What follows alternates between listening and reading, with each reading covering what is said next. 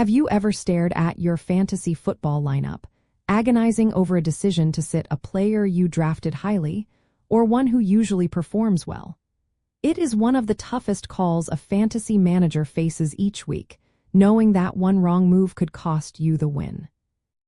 The core factors that justify benching a player usually fall into three main categories: poor recent performance, a challenging opponent matchup, and injury concerns or an uncertain role.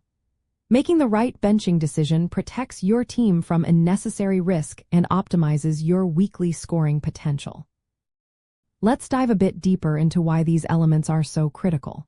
First, consistent poor performance is not just bad luck. It often signals a deeper issue with a player's usage, health, or even their team's offensive strategy. If a player has repeatedly failed to meet expectations over several weeks, despite favorable conditions, it indicates a pattern. Second, a difficult opponent matchup can severely limit a player's upside. For instance, a wide receiver facing one of the league's top shutdown cornerbacks, or a running back going against a run-stopping defense, might have a significantly lower scoring ceiling that week. This includes considering game script, where a team expected to be down by a lot might pass more, reducing running back touches. Third, any injury concern, even minor ones, can dramatically reduce a player's effectiveness or even lead to them leaving the game early.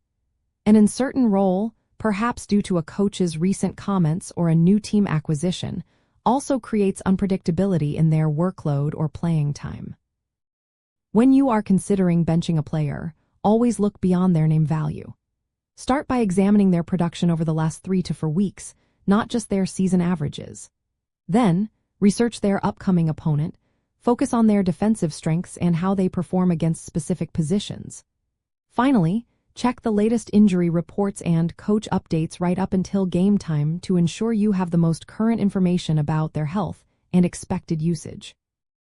A useful insider tip is to pay attention to a player's bye week or schedule ahead of time.